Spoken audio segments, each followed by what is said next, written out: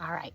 So I've been reading 1 Kings 16 through 18. And I have to stop because there's something powerful that I've never seen before that I really needed to get recorded. And I hope that this encourages you and brings you strength and helps you to focus on what is important. And I see so much of my own life in this. And so here's what I get. In the end of 1 Kings 16, we talk about how King Ahab comes to the throne, and he does evil in the sight of the Lord, worse than what had been done before, and he did more to provoke the Lord than all the kings before him. That's what it says in 1 Kings 16:33. That must have been such a time of discouragement for those who worshiped God. Ahab rips down the altars and replaces them with elaborate worship and ornamental things for Baal. And what the Israelites must have been feeling when the king is allowed to get away with this. It seems his reign of blasphemy is going unchecked, and he's free to do whatever he wants, regardless of the high levels of provocation towards God. Don't you feel that way sometimes? Don't you feel like the people that are doing wrong just get away with it while you're watching it happen and you're going, this is so unfair. Where is God in all of this? How long had the people been praying for things to be righted? God sets things in motion, but they are small, quiet objections that will have a lasting impact. He talks to Elijah. That's it. There's no advertisements, commercials, speeches stating, hey, here's the 3-year plan for how to get us out of this. Nothing. All he does is he tells Elijah to go talk to Ahab. So no pomp, no circumstance, nothing. So Elijah talks directly to Ahab and tells him that as God lives, present tense, God isn't going anywhere. He is right here in the midst of all of this. There will be no rain or dew. That's the punishment. What? It seems that Ahab is getting off quite easy. What I would want for him is to be humiliated, degraded, and made to see what he has done was wrong. However, this no rain, no dew thing would become extremely effective at gaining everyone's attention, because this really isn't just about Ahab. This is a war cry, a love cry for his people. After Elijah performs this task for God, he takes his own life into his hands. He's risking everything by doing this because Ahab's ticked off. Well, you would think that he would be blessed with riches and wealth and fame, but no. God tells him to leave the area and go to an isolated, desolated brook. He's not given pomp and circumstance and look at what you've done. He's told to go hide and allow the ravens to feed you. That seems counterintuitive to what you'd expect God to do when you follow his commands. Instead of taking out Ahab, Elijah has to become fully dependent on his morning and afternoon rations just to survive. Wait, I did what I was supposed to do? He's doing wrong, and I'm running? I'm begging for food? This isn't right. Not even a person is around him to encourage and befriend him. What did he do wrong to deserve such a punishment? This is such a desolate place that he cannot even go hunting for a variety of food. He is dependent upon whatever the ravens bring him. It's hot. It's dry. He's all by himself with all that time to think.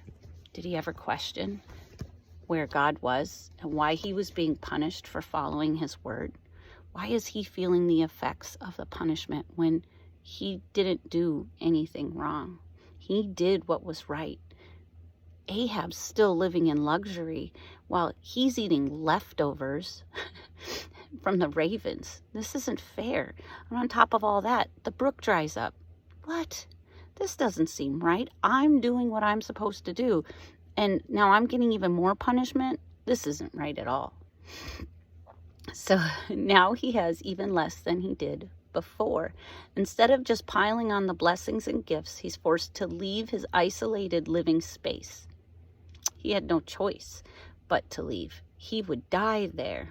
Now God will right the wrongs, right? God tells him to get up. What that means is, I bet Elijah spent a lot of time begging God for water and more food during this time. He wasn't all packed up and ready. He had to be told to get up. He doesn't thank him for his loyalty and his service. He doesn't tell him that things are going to get much better now and how proud he is of Elijah for sticking with it. Nope. He has to go to one person. He has to go to a widow. It just doesn't seem fair. It doesn't seem right. Elijah's doing everything he needs to do. Okay, so he has to go to a certain widow in a certain town. And God has commanded her to take care of Elijah. From what it looks like, the widow hadn't been given any sort of auditory, anything she could hear kind of command. She was preparing for her very last meal for her and her son before all the food ran out and they starved to death. Elijah asks for some before she feeds her and her son. God uses Elijah to tell the widow that he knows exactly where she is and what's been going on. Elijah talks directly to her concerns and says, until the rain comes. So she must have felt so alone, so isolated. What's going on? I haven't done anything and I'm watching my baby starve to death right in front of me. This isn't fair. Where's God? Why hasn't he come and saved me? Why? But Elijah comes and he says, hey, until the rain comes, I got you. I got you. And so what I'm thinking is that this would be the beginning of great blessings. Well, that's not exactly what happens. The widow not only gives him a portion of their food, but also living quarters. So now she's sacrificing and doing what God has commanded as well. You'd think gifts, money, popularity, new clothes, a house. Nope. They're given just enough to survive, just enough to be sustained for the day.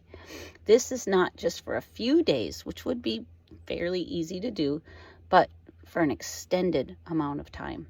A few days is doable, but months upon months, years upon years, where's God? Why isn't he doing more than the bare minimum? Doesn't he care about all that they're doing for him? Why won't he do something? Then things get even worse. You ever been there? You're doing everything just to survive, and then the other shoe drops. Her son gets sick and stops breathing. She freaks out. She loses it. She figures that the real reason Elijah is there isn't to bless them during the drought, but to show her all her sins and to kill the one precious thing that means more than life to her. Elijah doesn't rebuke her, though. Elijah just asks for her son. He must have understood that this is a great expression of just where she is.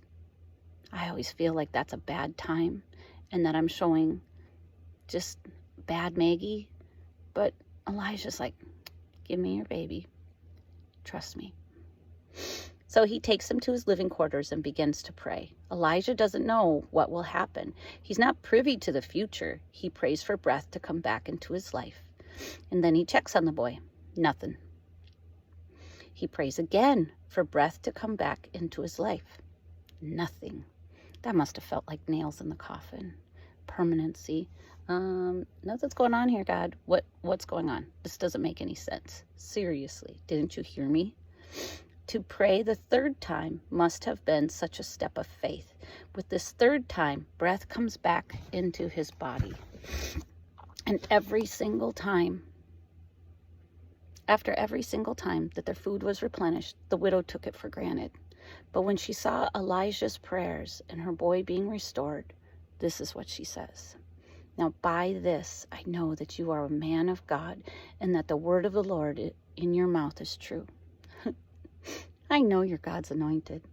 The daily provisions were not enough to really show God's faithfulness. Why? This is so convicting. Ouch. I think she got used to the blessings.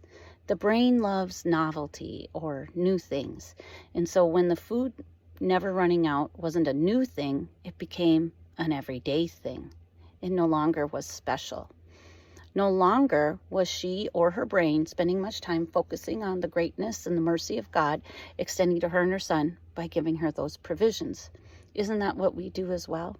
We get used to daily provisions and stop recognizing how this is an absolute miracle. We look for what else God is going to do when he is literally providing life-sustaining provisions to you and your family every single day, while others are not getting those same provisions. So it really is about focus and about what we're looking at.